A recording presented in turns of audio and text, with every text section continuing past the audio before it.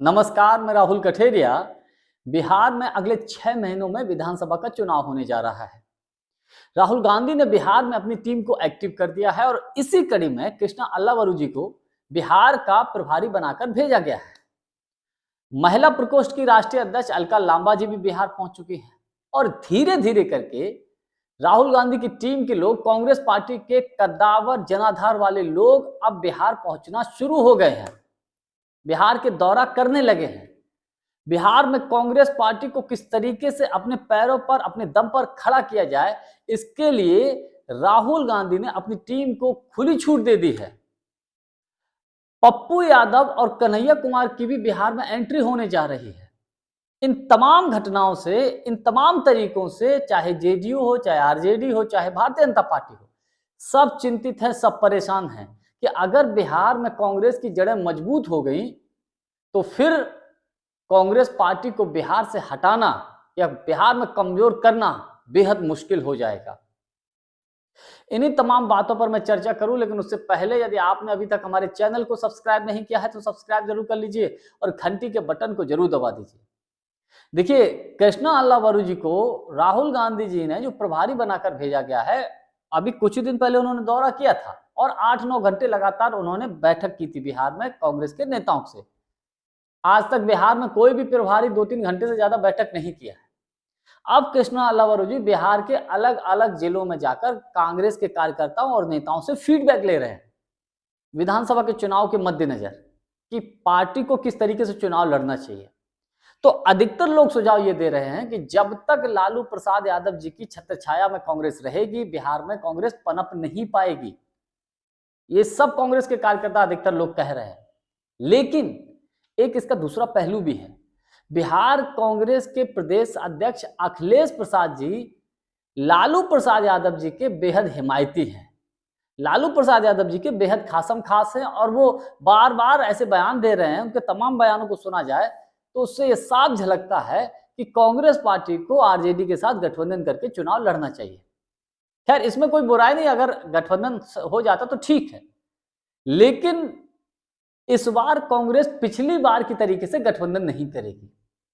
राहुल गांधी जी ने साफ साफ निर्देश दिया है कि अगर गठबंधन होता है तो कांग्रेस अपनी शर्तों पर करेगी।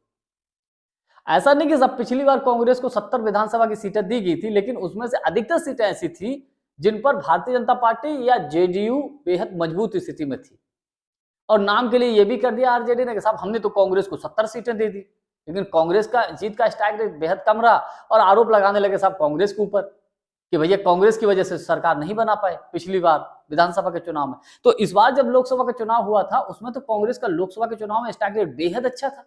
कांग्रेस को शायद 9 सीटें दी गई थी, 3 तो कांग्रेस ने जीत ली। हालांकि पूर्णिया वाली सीट जहां निर्दलीय पप्पू यादव जी लड़े थे, लालू यादव जी ने या तेजस्वी यादव जी ने कांग्रेस के सिंबल पर उनको चुनाव लड़ने ही नहीं दिया, वो निर्दलीय चुनाव जीत गए। जबकि तेजस्वी यादव जी ने, लालू यादव जी ने, नीतीश जी ने, भाजपा ने, सबने पुरजोर विरोध किया था इसके बावजूद, तो वो भी एक 4 सीट होगा। तो कांग्रेस का स्ट्राइक रेट बेहद अच्छा रहा। तो लोकसभा के स्ट्राइक रेट देखा जाता तो फिर कांग्रेस को इस बार विधानसभा के चुनाव में अधिक सीटें मिलनी चाहिए। तो खबर ऐसी है, मेरा व्यक्तिगत मानना भी यह है कि कृष्णा अल्लावरू जी के काम करने के तरीके से और जिस तरीके से कांग्रेस ने अब बिहार के प्रदेश अध्यक्ष अखिलेश प्रसाद सिंह जी को साइड में किया है, कहीं ना कहीं उनके अंदर नाराजगी है।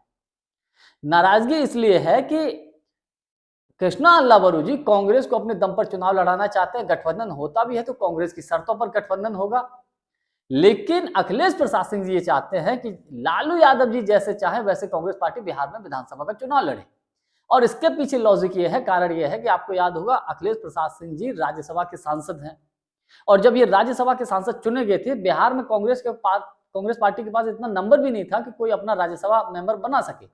लेकिन अखिलेश प्रसाद सिंह जी ने लालू यादव जी से सेटिंग करके हाईकमान को कांग्रेस के पता भी नहीं चला और राज्यसभा चले गए साहब। बाद में पता चल पाया कि साहब इन्होंने सेटिंग करके तो चले गए। तो इनके हित कितने जुड़े हैं लालू यादव जी से, इसको आप ऐसे ही समझ सकते हैं। तो कहने का तात्पर्य यह है, कन्हैया कुमार, पप्पू यादव, इन दो नेताओं की एंट्री के बाद फिर तो कांग्रेस बेहद मजबूत स्थिति में बिहार में पहुंच जाएगी। देखिए, जितने भी देश भर में क्षेत्रीय दल हैं, सारे के सारे क्षेत्रीय दल कांग्रेस के वोट बैंक को खाकर ही पनपे हैं और इनको डर इसी बात का है कि अगर कांग्रेस पार्टी आगे बढ़ती है तो क्षेत्रीय दलों को खतरा पैदा हो जाएगा। लेकिन कांग्रेस भारतीय जनता पार्टी से तो लाख गुनी अच्छी है, ये लोग इस बात को भी समझते हैं। आरजेडी ये पूरी कोशिश करेगी कि कांग्रेस अलग चुनाव न लड़े, पूरी कोशिश करेगी और ये भी कोशिश करेगी कि कांग्रेस को दबाव में चुनाव लड़ाया जाए, कम से कम सीटें दी जाए। तो इस बार मुझे लगता है कि बिहार में ऐसा नहीं होने जा रहा है। कांग्रेस अपनी शर्तों पर चुनाव लड़ने जा रही है और राहुल गांधी ने अपनी टीम को एक्टिव कर दिया और खुली छूट भी दे दी है। तो इस बार के बिहार में जो परिणाम आएंगे कांग्रेस पार्टी के बेहद अप्रत्याशित आएंगे। जानकारी हमारी आपको कैसी लगी कमेंट्स करके हमको जरूर बताइएगा। बहुत बहुत धन्यवाद। नमस्कार।